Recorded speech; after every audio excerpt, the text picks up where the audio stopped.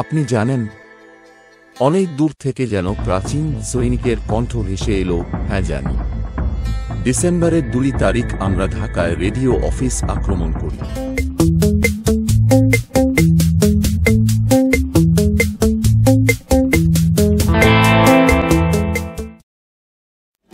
যতদিন আমরা পাকিস্তান আর্মিতে ছিলাম ততদিন আমাদের সম্পর্ক ছিল খুব ফরমাল, রেগুলার আর্মিতে তাই থাকে। কিন্তু মুক্তিযুদ্ধে এই সম্পর্ক অনেকটাই ইনফরমাল হয়ে যায়।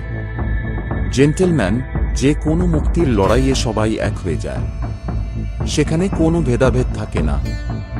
All are in the same boat brother.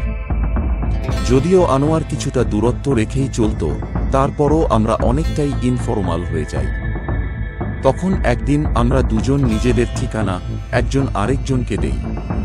কথা ছিল, যুদ্ধে আমাদের কেউ একজন মারা গেলে আরেকজন তার বাড়িতে খবর পৌঁছে দেবে। তাই তার ঠিকানা আমার জানা। একটি ডায়েরিতে আমি তা লিখে রেখেছিলাম। ৭১-এর রক্ত ঝরা দিনগুলোর স্মৃতি হিসেবে সেটি আমি সযত্নে রেখে দিয়েছি। স্যার, ঠিকানাটি কি দেবেন? আমরা তাঁকে সেখানে সমাহিত করতে চাই। অবশ্যই জেন্টেলম্যান, আপনারা যা করছেন আমি তার জন্য সালাম জানাই। আমি নিজেই যেতাম, কিন্তু চলৎ শক্তি রহিত হয়ে যাওয়ায় পারছি না। কর্নেল তৌফিকের কাছ থেকে পাওয়া ঠিকানায় দেখা গেল মুক্তিযোদ্ধা আনোয়ারের বাড়ি চাঁদপুরের ফরিদগঞ্জ উপজেলার সোল্লা গ্রামে। সেখানে তাদের বাড়ি মোল্লা বাড়ি নামে পরিচিত। বৃদ্ধ সৈনিকের কাছ থেকে বিদায় নিয়ে চলে আসব, এমন সময় তিনি বললেন, জেন্টেলম্যান একটু দাঁড়ান। আমরা ঘুরে দাঁড়ালাম। তিনি বললেন, আপনাদের একজন কি আনোয়ারের লাশের ছবিটি নিয়ে আমার সামনে দাঁড়াবেন? আমি অবাক হয়ে তাই করলাম।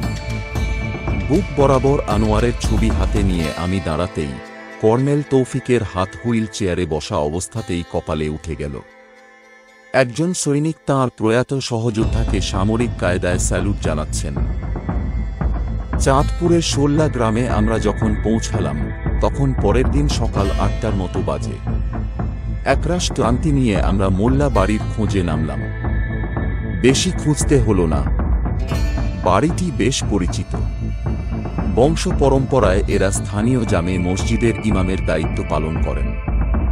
স্থানীয় একজন আমাদের ওই বাড়ির মুরব্বির কাছে নিয়ে গেলেন। তিনি এখন ইমামতি করেন। বয়স প্রায় ৭০। তাকে আনোয়ারের কথা জিজ্ঞেস করতেই তিনি কিছুটা অবাক হয়ে বললেন, ও তো আমার চাচাতো ভাই, আমার চেয়ে কয়েক বছরের ছোট। খুলে বলতেই ইমাম সাহেব ধপ করে একটি মোড়ায় বসে পড়লেন। তারপর পায়ের পাতার দিকে চোখ নামিয়ে অনেকক্ষণ তাকিয়ে রইলেন।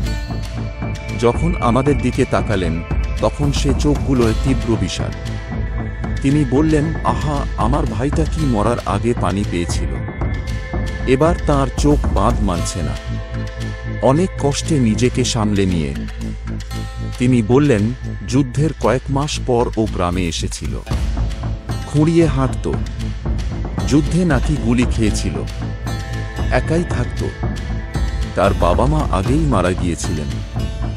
আর কোনো ভাইবোনও ছিল না। কিছুদিন পর ওর মধ্যে মাথা খারাপের লক্ষণ দেখা দেয়। তারপর একদিন হঠাৎ করে নিরুদ্দেশ হয়ে যায়। বলতে বলতে তিনি দমকা কান্নার তোড়ে থেমে যান। এবারও অনেক কষ্টে সামলে নিয়ে তিনি বললেন, ভাই সাহেব, আপনারা আমার ভাইয়ের লাশ নিয়ে আসুন।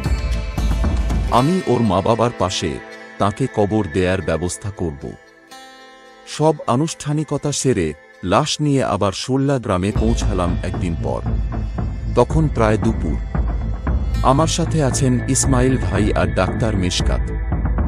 সেখানে পৌঁছে খুব মন খারাপ হয়ে গেল। জানাজায় এসেছেন খুব বেশি হলে ১৫-২০ জন মানুষ। লোক নেই, জন নেই, সরকারিভাবে স্বীকৃতি পাননি বলে স্থানীয় প্রশাসনের কোনো উদ্যোগ নেই। খুব মন খারাপ করে আমরা ইমাম সাহেবের পেছনে জানাজায় দাঁড়ালাম। এমন সময় বেশ আওয়াজ করে ধুলো উড়িয়ে কয়েকটি গাড়ি ছুটে আসতে দেখা গেল।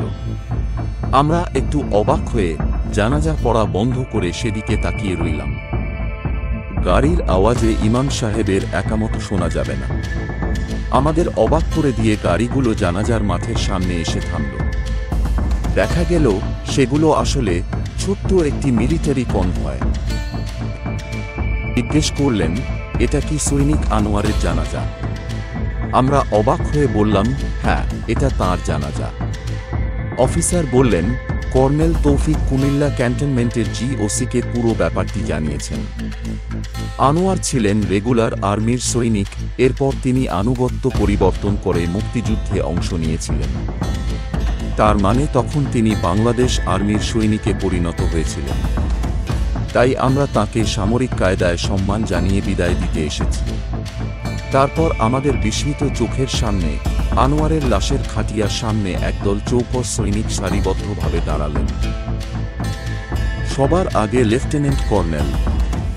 একটু পর শোনা গেল তাঁর বজ্র কণ্ঠ, গার্ড সাবধান হবে, সাবধান। তারপর উচ্চারিত হল, গার্ড সশস্ত্র সালাম দেবে, সশস্ত্র অসালাম। সাথে সাথে ঠকাঠক আওয়াজের সাথে তাল মিলিয়ে 1 ফুটের মতো উপরে উঠে গেল সকল সম্মিলিত সামরিক পা, এবং মুহূর্তে তাদের হাতের রাইফেলগুলো বুক বরাবর উঠে এল। বিউগলে বেজে উঠল করুণ সুর, তা থামতেই উচ্চারিত হল, ফায়ার। সাথে সাথে সামনে শুয়ে থাকা বীরের সম্মানে আকাশ বিদীর্ণ করে কয়েক রাউন্ড গুলি ছোড়া হল। সেই গুলির শব্দে আশপাশের গাছ থেকে ডানা ঝাপটে উঠতে লাগল কিছু নাম না জানা পাখি। আমি সেই সব পাখির দিকে তাকিয়ে আছি, কিন্তু তাদের পরিষ্কার দেখতে পারছি না। সবকিছু কেমন যেন ঝাপসা হয়ে যাচ্ছে। আমার চোখে মনে হয় কি যেন পড়েছে।